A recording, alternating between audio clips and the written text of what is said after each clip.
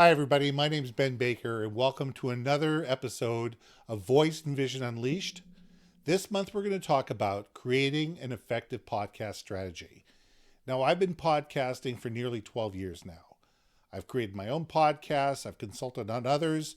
We've built some great podcasts, both internally, both externally. And I found that one thing is true: no two podcasts are the same, no two shows run the same. No two shows have the same goals. Every successful show has to be because it works for you. It has to be good for your brand. It has to be good for your market. It has to be good for your team. It has to speak to your audience. It has to add value to the people that you're looking to influence. It has to make you look like a thought leader. It has to drive business to your website. And it has to make money for you. Now, today, there's over 5 million websites. Pardon me, there's 5 million podcasts. 2019, there was less than a million. So there's been a huge growth over the last 5 years. Now, here's another piece of reality: 90% of those podcasts fail. And the reason they fail is because most companies, most people creating the podcast don't understand what it takes to create and sustain a podcast over the long haul. That's what this is all about.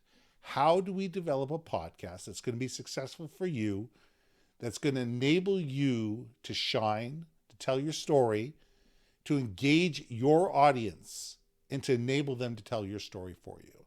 So let's get into this. The first thing you need to think about is, why are you starting a podcast to begin with?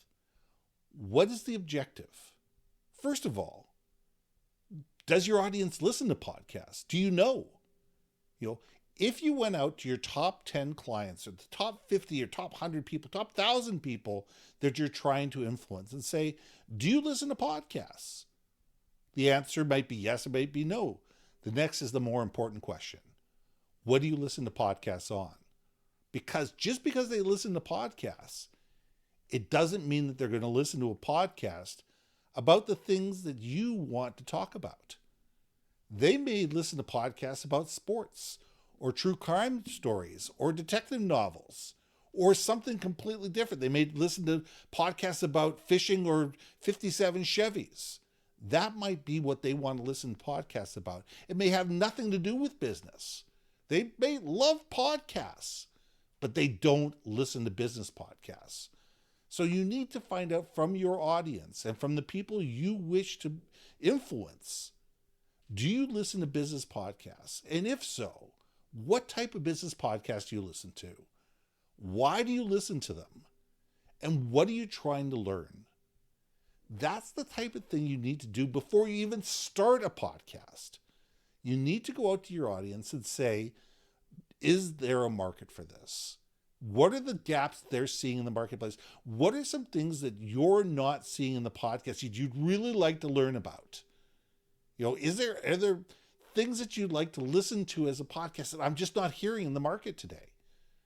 And you may find a niche, because your podcast is not advertising. Your podcast may contain advertising, but it's not all about you.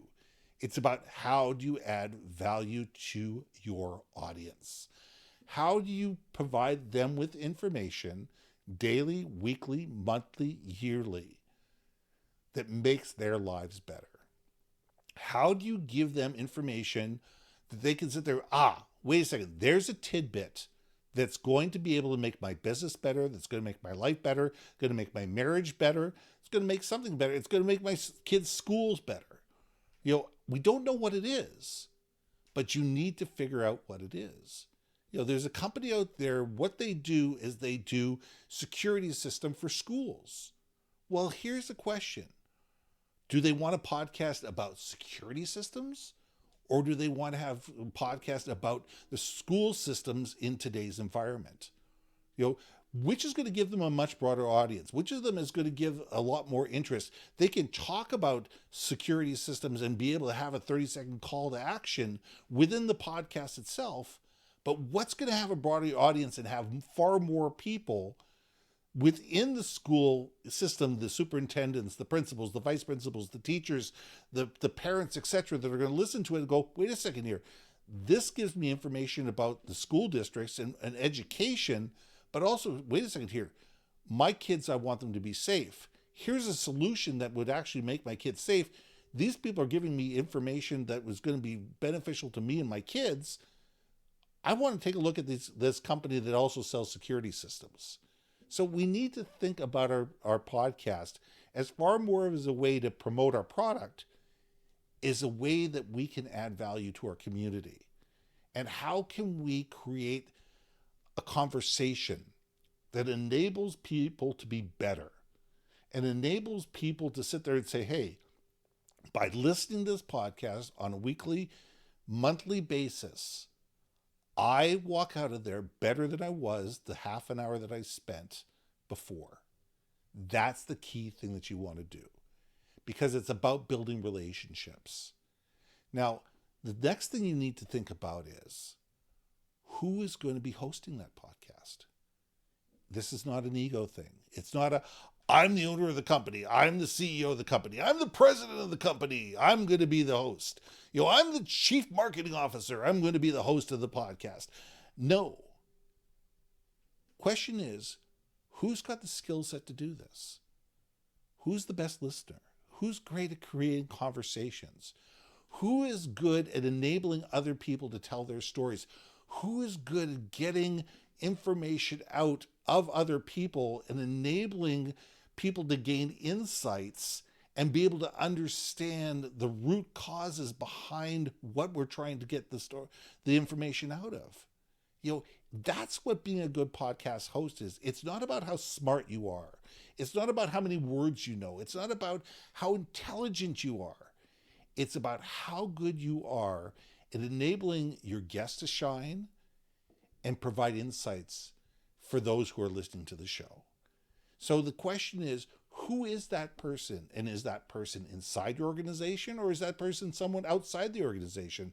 And you also need to think about, is that person who's going to be the show host able to commit to the timelines? Because you cannot have a show that doesn't post on a regular basis. You can't have a show that posts today, 10 days from now, 3 weeks later, 6 months later, and then 9 months later, another episode drops. That doesn't work for anybody. Nobody wants to listen to that show. People want to hear consistency. They want to know week after week, month after month, whenever that show was promised to drop, it's going to drop. If it's every Wednesday, it's every Wednesday. If it's every second Wednesday, it's every second Wednesday. If it's once a month, it's once a month.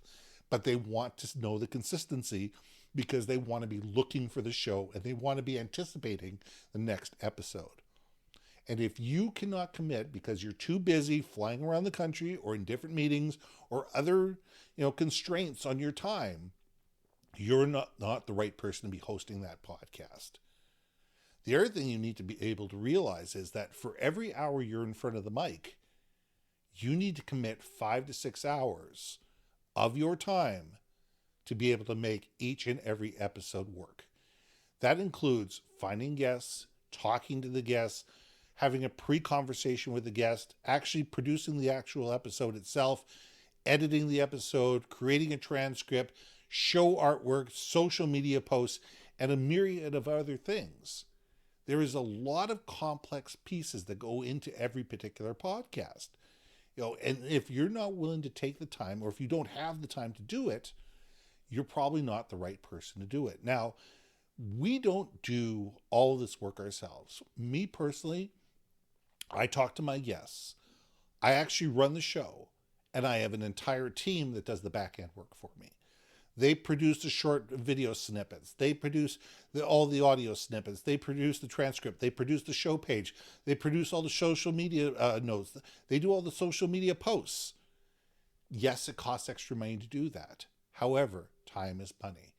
And that's an extra 5 to 6 hours every single week that I'm in front of customers talking about new projects instead of sitting in a back room editing and doing things that was not making me any money. So I need to sit there and say, as a person, as a company, Where's the ROI? These are the things that we need to be thinking about. We also need to be thinking about, who do we want as our guests? If we're going to have a show that's going to be guest focused, and I recommend that most shows are, because it can't just be about you. It's got to be about bringing a variety of different ideas to the table. And bringing different varieties to the ideas to the table means bringing different people to the table. And whether those people are inside your corporation, their clients, their prospects, their vendors, they are people that are experts in the field. These are all people that are great people for you to have on the show, because what they're doing is they're all adding value. Clients cement relationships. It gives you a way to not only cement relationships, build a bond, gain insights about what's going on in their company, give fodder for you, your salespeople, to be able to have continuing ongoing conversations with them. And it also provides a whole bunch of content, which I'll talk about later, for you to be able to give to that client that they can share on their social media and be able to continue that relationship. The same thing with prospects. If you're looking to get into a new company, having them on your podcast and building the relationship that way, where you're giving before you're taking, is a great way to build trust. It's a great way to build knowledge. It's a great way to build trust. And therefore, once you've actually gone through the podcast process, you've gained the right to actually have a conversation with them at a completely different level. Same thing with stakeholders within the company. Same thing with employees, to be able to build that know, like, and trust, and to be able to sit there and tell those stories to your clients, to your prospects, and be able to show the breadth of knowledge within the company itself. Now, when it comes to being able to bring outside experts, your customers, your prospects, your team members, your stakeholders, they all have problems. You don't have all the answers yourself. You want to be known as the repository. You want to be as someone who brings the breadth of knowledge to the table.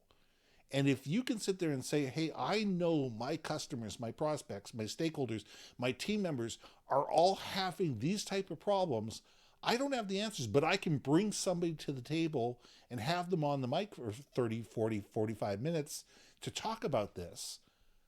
This elevates my brand, and it also makes them look good. It provides them with the opportunity for them to be able to share knowledge. It builds a new source of relationship, maybe a new source of introductions, and it also a new source of possible business. You never know where things are going to come from. And it also adds value to your clients and your prospects, that they get knowledge that you can't provide them directly, but you're providing to them indirectly. So being able to have the right guests on the show makes you look like a hero, because what you're doing is you're enabling those who are listening to the show to be able to have answers to questions that they already have. Your job as a host, your job as a company that's hosting this podcast, is to be curious, is to be going out to trade shows, to be going out to customers, to be going out, to different places, and sitting there going, what are the questions you guys are having? What are you curious about? What are the things that are causing you grief and consternation? What are the challenges you're facing? What are the things you want to know? And being able to have guests on the podcast to talk about those things, to be able to build up a rapport and a repository where people can go back to previous episodes and be able to have that information that they can glean, not only in the current form, but go back in previous episodes and gain information on an ongoing basis. Now, we need to think about the strategy of the actual creation of the podcast itself. When we're creating the podcast and we're thinking about the podcast itself, we need to sit there and say, okay, what do we want to talk about? We want to talk about, as I said before, education. The podcast is about education. That is what you talk about. You don't go into 57 Chevys, you don't go into fishing, you don't go into all things. The show becomes about education. Now, education has a wide range of different things you can talk about, but you're talking within education because that way everybody knows when they come to the show, that's what they're going to talk about. That's what they're going to be listening to, and that's what they can expect. At the beginning of every show, what we do is we record a snippet from every single show. And at the beginning of that show, we take a 30-second snippet and we put it at the beginning of the episode. So that way somebody can sit there and say, that's what this episode's about. This is the voice of the person that we're interviewing at the very beginning of the show. That's what this show is about. That's the essence of this show. Then it goes into the preamble. Then it goes into the actual episode itself. So people can decide within 30, 45, 50 seconds, do they want to listen to this episode or they don't? Because not everybody's going to want to listen to every episode. And being generous with your audience and sit there saying, look, you don't have to wait 5-10 minutes to decide whether you want to get into this episode or not. If this thing is on a subject that you're just not interested in, that's okay. Come in back next week. Please come back next week. We'd love to have you there. But here's a snippet. This is what it's all about. This is what why you should be excited about it. If you're excited about it, great. If you're not excited about it, that's okay. You'll come back next week. It also gives impetus for them to share it. And the more you can make content shareable across social media, across an email footers, across a newsletter, across all different mediums that you have, the better off it is. The easier it is for people to share your podcast and be able to link to it and to be able to subscribe to it, the easier it is. Now, once you've decided on what the show is about, now you need to sit there and say, okay, who are my first 15 or 20 guests? And what are the first 15 or 20 episodes going to be about? And write them out. I'm serious about it. Write them out. Say, these are the first 20 things we'd really like to talk about. And these are the guests that would be great for that. And go after them right away. And just say, listen, we're putting this brand new podcast together. It's going to be about this. We'd love to have you on the show to talk about why. And start booking people. And don't book people so they are on the show on a Tuesday and the show airs on a Wednesday. Book people in a block.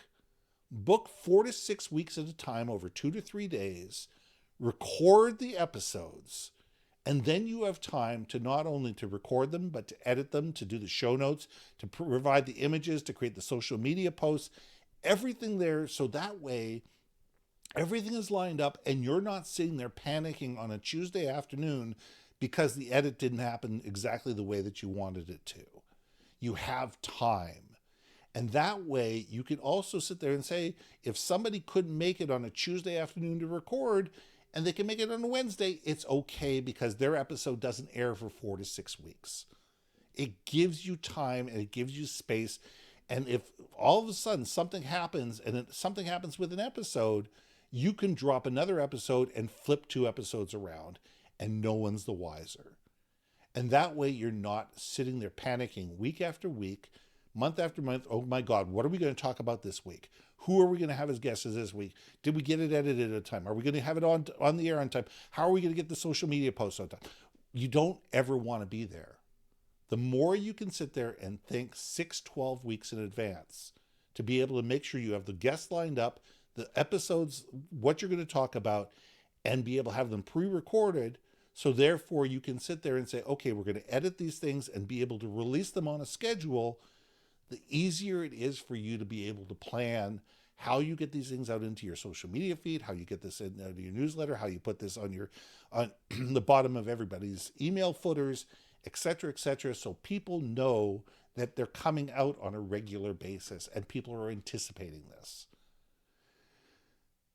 The one thing you need to think about when it comes to all that is, how do you support this? You need to have a good support team. One person can't do this. One person cannot run a show by themselves and do it effectively. You need to sit there and say, how do we develop a team? And that team might be just a part-time team. Making sure that the marketing team has a graphic designer that knows this time of the month they're going to be working on these particular things. This person is going to be working on editing. You have admin assistant whose job it is to go out there and to be making phone calls and inviting people out and scheduling recordings. You want to make sure you have a team involved in this, so that you don't have one person that all they're doing is focusing 100% of their effort on this and trying to get it all done at once. Because if it does, it breaks down very quickly. Now, another thing that you want to be thinking about is during the show itself. During the show itself, you want to make sure you have a specific call to action. Somewhere around the halfway mark of the show. And I suggest typical show should be 25 to 35 minutes. Why 25 to 35 minutes? Because it allows you enough time to get into a point and be able to get into the meat of an issue without it becoming rambling. Whether a guest starts to ramble or you as a host starts to ramble or whatever, it gets you out of that ramble mode. And you sit there and go, okay, fine. 35 minutes is a great amount of time. So say about the 15 to 17 minute time, you have 30 to 60 seconds where you have a call to action. This is, what are you guys working on this quarter or the next quarter? What are you guys working on over the next 6 months? What is the big next thing that you want to push people towards? Okay, that's what you're going to start promoting. Over the next 6 months, you're going to start promoting this. And there's going to be a specific call to action with that. And that was what's in the middle of the podcast. People realize that halfway through the show, you're promoting this. That's okay. There's a specific break. I suggest either a 3 notes at the front, 3 notes at the end, some type of audio signal that says, okay, we're out of the podcast thing. We're into some type of a promotion. That's fine. People will forgive that in the middle of the show. In fact, a lot of people are expecting it. At the end of the show, you want to have a call to action. How do people get in touch with you? How do they get in touch to your website? How do they call you? Whatever's the simplest way, what do you want people to do? Now that people are paying attention to you, what do you want them to do next? That's what you want the last thing people to listen to at the end of the show. End of the show, it's, hey, we really appreciate you having a show. So we'd love for you to subscribe to us on your favorite podcast channel and download it as B. But we'd love for you to come to our website at www.xyz.com. We'll see you there. We'd love to answer your questions. Until next week, this is Ben signing off. Something along those lines. When you have those specific calls to action every single week, it drains in and people start listening to it. And all of a sudden, people start going to the website. People start looking through the website. People start thinking about the website, and they start thinking about how you are adding more value to them, because that's what this is all about. A podcast is about creating the thought process that your brand is adding value to them that your competitor is not. And because they're adding value to them, they're willing to trade their money for your services. And it's really that simple. Now let's go back to why the podcast to begin with. A podcast is a content marketing machine. It's not just 30 minutes of audio. That 30 minutes of audio turns into approximately 4,500 words. That's short form and long form articles. That's social media posts. That becomes listicles. That becomes infographics. That becomes short videos. It can become short audio files. It can become, you put a bunch of articles, a bunch of podcasts together. You can create a book out of it. I've done that. There's all sorts of different things that you can do with a podcast. You can turn it into training material. You can turn it into Q&A pages on your website. You can turn it into training material. It's what you can get out of the actual podcast that makes it valuable. It's creating one piece of content and utilizing it, breaking it up, and making it into a variety of different pieces that can be used across a variety of different mediums. That way, you are perceived as being visible to different audiences in different ways, because the same people who see you on Instagram are not the same people who see you on LinkedIn, are probably not the same people who see you on TikTok, or might be see you on YouTube. There are different audiences. Everybody views on their favorite platform, and therefore you want a piece of material that is specific for that platform, that resonates, that sits there and goes, hey, if you like this, come listen to the full podcast here. And that podcast will be on your website. It will be a specific page on your website where people can listen to it. They can download it. They can go to Spotify, iHeart, iTunes, wherever they want to go. But what it does is eventually what it's going to do is link it to the homepage of your website, where people can start getting to know who you are, what you do, and why they should trust you. It's about creating the loop. That's why you create a podcast. Creating a podcast is about creating awareness while you are asleep. It's enabling you to build an audience around North America, around the world, when you aren't even conscious of who's listening. And audiences grow slowly, and they grow organically.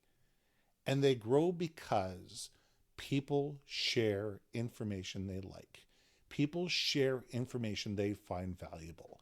People share information that make them look good.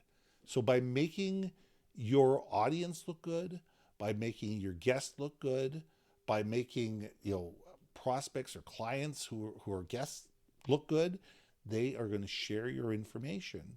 And when they share your information, they are going to make you look good in them, because everything is triggered back to you. It's triggered back to your website. It's triggered back to your brand. It enables you to be able to tell your story in ways that you may not even comprehend to people you don't even know exist. And this happens slowly. This happens over time. This happens deliberately.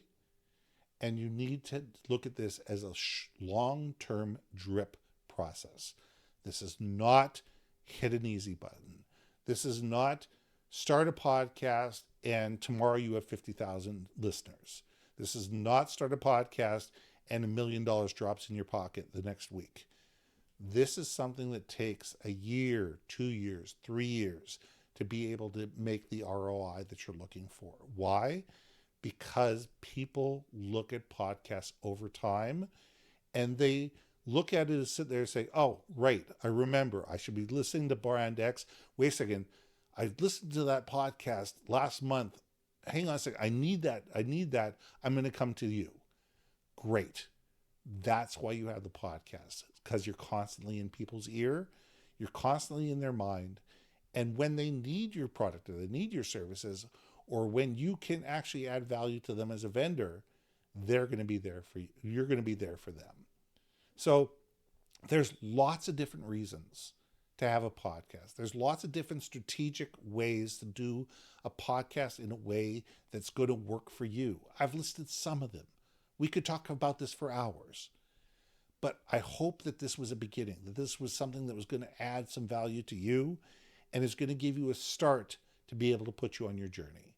If there's a way that I can help you, if we can have a discussion, if I can consult with you to help build a podcast that's going to be able to make you successful, let's have that conversation. Go to yourbrandmarketing.com, book a 30-minute conversation, and let's talk. Until then, I'm Ben, and I'll see you next month.